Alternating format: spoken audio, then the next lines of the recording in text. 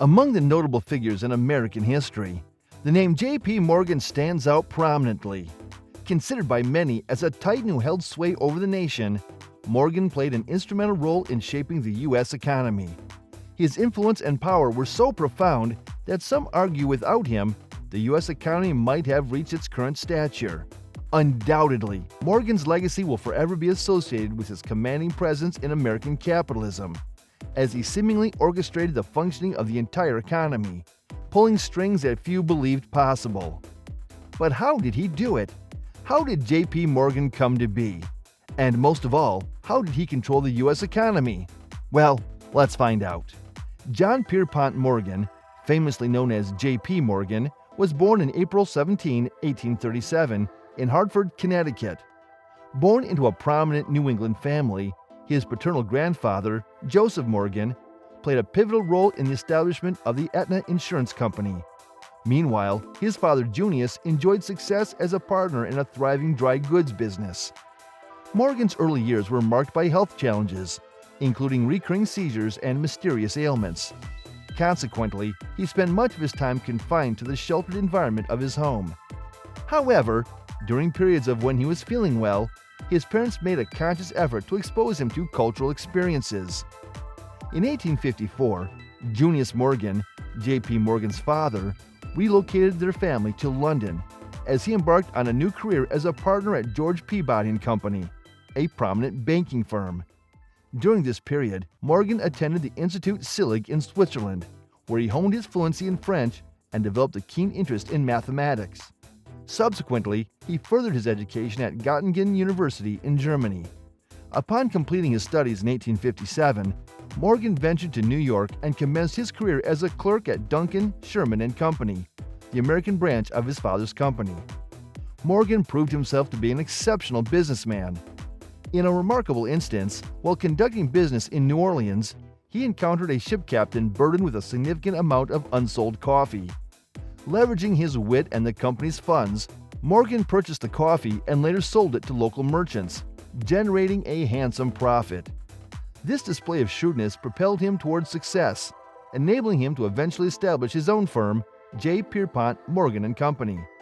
In the early 1860s, all while continuing to work alongside his father. As J.P. Morgan became acquainted with more individuals in New York, he formed a close bond with Amelia Mimi Sturgis, the daughter of a prosperous merchant. However, their blossoming romance faced a significant hurdle when Amelia was diagnosed with tuberculosis in 1861. Undeterred by her illness, the couple decided to marry and relocate to Algiers, hoping for a recovery. Despite Morgan's devoted care and efforts to seek medical treatment for Amelia, she tragically succumbed to the illness in February 1862. Devastated by the loss of his beloved wife, Morgan immersed himself completely in his work upon his return to New York. In 1864, at the urging of his father, he joined forces with senior partner Charles Dabney, leading to the establishment of Dabney, Morgan & Company. With his father's overseeing the London banking firm and J.P. operating in New York, the Morgan duo expanded their wealth and influence by channeling overseas investments into American businesses. During this time, J.P. Morgan started a new romance with Frances Louisa Fanny Tracy, the daughter of a New York lawyer. The two got married in May 1865 and ended up having 4 children. Morgan's son, John Pierpont Jack Morgan Jr., would eventually take over his father's business after his passing. In 1871, J.P. Morgan's partner, Dabney, retired, prompting Morgan to forge a new alliance with Philadelphia banker Anthony Drexel. Together, they founded Drexel, Morgan & Company, establishing their headquarters in a grand skyscraper in Lower Manhattan. As Morgan entered his mid-30s, he began to emerge as a prominent figure, known for his commanding presence, imposing stature, piercing eyes, and no-nonsense demeanor. While already successful, Morgan's career was just taking off. A significant turning point occurred in 1879 when William Vanderbilt approached him with a proposition to sell 250,000 shares of stock in the New York City Central Railroad. After careful consideration, Morgan orchestrated the monumental transaction, catapulting his career to new heights. Remarkably, Morgan accomplished this impressive feat without causing a decline in the share price, a truly extraordinary achievement. As a gesture of gratitude, he was invited to join the board of directors for the New York Central. Within a year, he spearheaded a syndicate that successfully sold approximately $40 million in bonds to finance the construction of the Northern Pacific Railroad, marking the largest ever transaction of its kind for railroad bonds in the United States. As Morgan's influence and success grew, he emerged as one of the most influential figures in the country. However, in 1885, a bitter dispute erupted between the directors of the New York Central and Pennsylvania Railroad.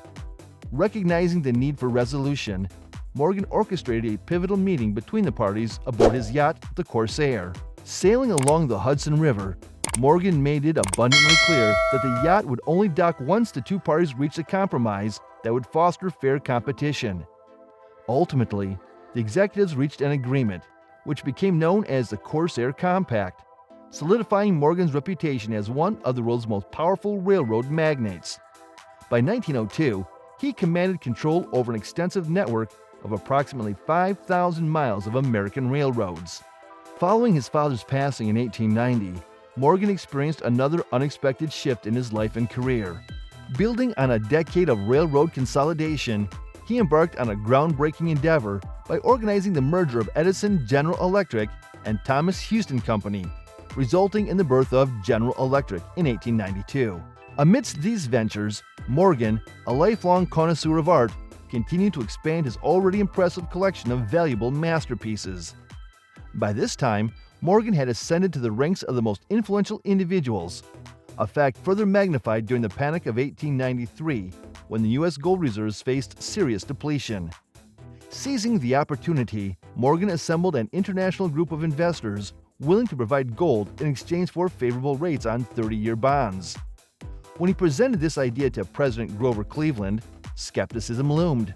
However, Morgan assuaged the president's concerns by invoking an obscure 1862 statute granting the Secretary of the Treasury the authority to execute such a transaction without congressional approval.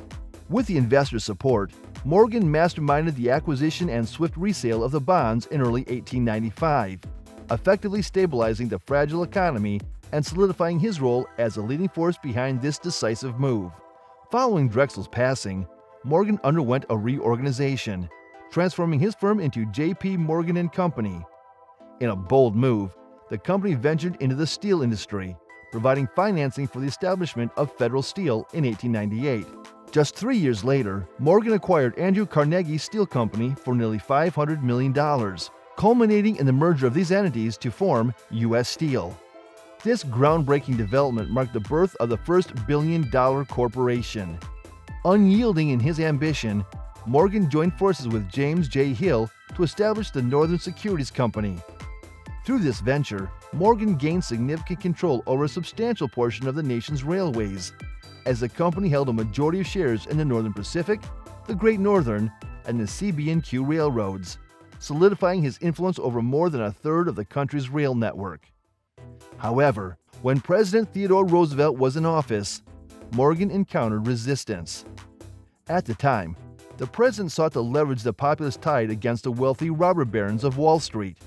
And so, in 1902, the Justice Department charged Northern Securities with violating the Sherman Antitrust Act of 1890. The case went on until 1904, when the Supreme Court eventually ruled in favor of the government. By this time, Morgan not only had authority in both industries, but also in the government. And with that, he never stopped exercising this authority. In 1903, J.P. Morgan & Company was appointed fiscal agent for a newly independent company in Panama. The company was given responsibilities like overseeing the transfer of $40 million to the new Panama Canal Company.